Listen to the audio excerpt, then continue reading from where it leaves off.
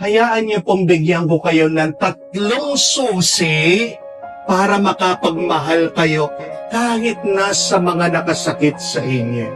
At yung mga taong nakakasakit sa atin, kadalasan malapit sa atin. Amen? Di po ba isa yan sa mga masakit na katotohanan ng buhay? Kung sino pa yung minamahal mo, kung sino pa yung kadugo mo, kung sino pa yung ina-expect mo na mamahalin ka, tutulungan ka, bakit sila pa nakakapagbigay ng malalim na sugat at sakit sa ating puso at damdamin? Parang mabitawan natin yung nakakulong, nakasara, nagalit at puot dyan sa ating puso. 3 susi. Unang susi, accept the past. Ulitin ko po, accept the past. Wala ka nang magagawa sa nakalipas. Tanggapin mo na yung nangyari na. Habang hindi mo tinatanggap yung nakalipas, dala-dala mo yan at nagiging pabigat sa'yo yan.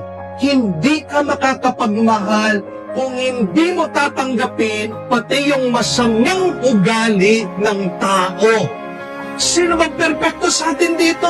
Meron po ba? Wala.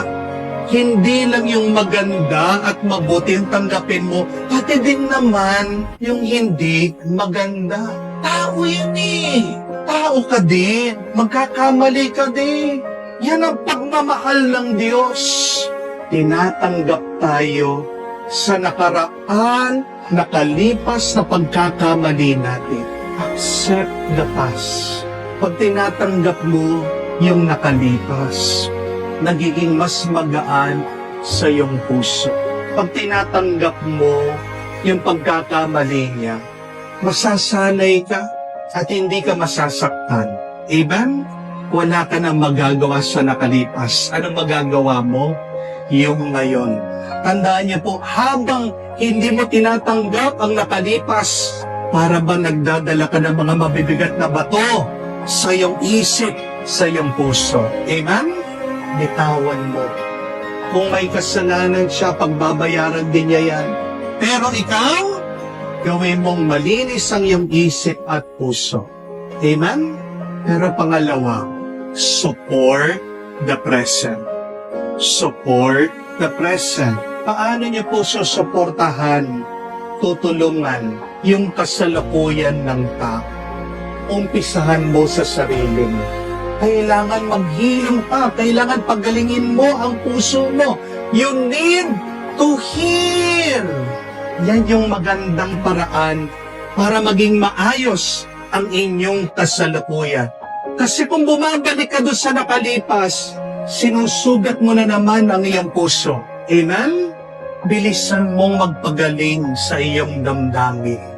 Di ba pag masakit yung tiyan nyo, gusto nyo agad na bumuti ito? Anong iinumin mo? Masakit ang tiyan mo? Diatoms, Emoju. Pag nangihilo ka, masakit ang iyong ulo. Di ba? Gusto mo agad maalis ang sakit ang ulo mo? Anong iniinom mo? Biogesic, Bioflow. Pero bakit ba pag may sakit ang iyong puso, bakit ba pag ikaw ay nagagalit, hindi mo gamitin ang gamot ng pagpapatawad?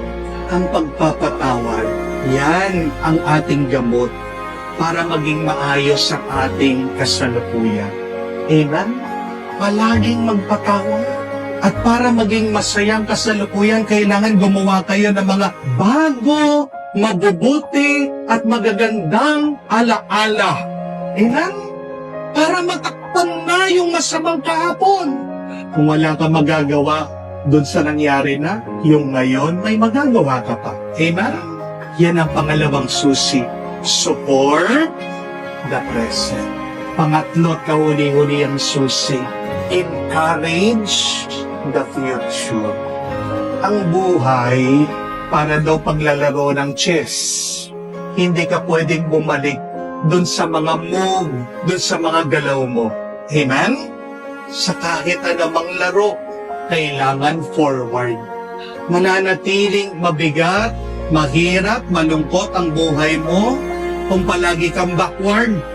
Kailangan diretso lang. Kaya nga ang lungkot dapat dinadaanan din. Lampasan mo yung lungkot na yan. Paano? Sa pamamagitan ng iyong pagtingin sa magandang bukas. Palagi ko po sinasabi yan madalas sa mga nag-aaway na mag-asawa. Magplano kayo! Mangarap kayo! Father, ang hirap! Sabi nila, talagang mahirap kasi nandun ka pa rin doon sa ginawa, nakatalas ng gano'ng kasalanan ng asawa mo. Mahirap kasi wala kang ginagawa ngayon. Pero umpisahan mo, paunti-unti, bubuti din ang kalagayan niyo. Alam niyo po, kung mag-aalaga kayo ng pating, ilagay niyo po sa aquarium. Lalaki lang yan, 8 inches. Ganun lang po kalaki. Pero yung pating ngayon, subukan niyo po, lagay niyo sa dagat. Alam niyo po kung gaano kalaki ang pating pag lumaki? 8 feet. Bakit nung nandun sa aquarium, hindi pwedeng lumaki ng 8 feet? Pero nang nilagay mo doon sa dagat, napakalaki. Hindi mo pwedeng lampasan ang laki ng iyong kinalalagyan. Tandaan niyo po. Kaya nga, kung ang iyong kalagayan ngayon, walang pagmamahal, walang pagpapatawad, walang pagpapasensya, walang malasakit, walang kabutihan, walang kabaitan. Paano kayo mag-grow? Paano kayo lalaki? Ganyan na lang kayo. Magiging malungkot kayo. Magiging miserable kayo. Amen? Pero paano pa kayo lalaki at paano magiging mabungat, masaya ang inyong buhay? Baguhin niyo ang inyong kalagayan, ang inyong sitwasyon. Pagdasal niyo na magtagumpay at mamayani ang espiritu ng pagmamahal sa inyong relasyon, sa inyong pagsasama, sa iyong buhay. Amen? Yan ang susi para ma-encourage natin mapabuti ang ating kinabukasan. Ang kapatid, huwag mong ikukulong ang iyong sarili dyan sa iyong loob. Mga ngasim ka at lilitaw yan sa iyong itsura, sa iyong pananalita, sa iyong pagtrato sa iba. Kaya nga tinatawag natin ay sama ng loob. Sino sa inyo dito gusto ng sama ng loob? Wala. Anong gusto natin? Kagandahan ng loob. Paano magiging maganda ang iyong loob? Umpisan mong mahalin ang mga nakasakit sa iyo. Huwag mong kalimutan ang tatlong susi. Accept the past, support the present, and encourage the future.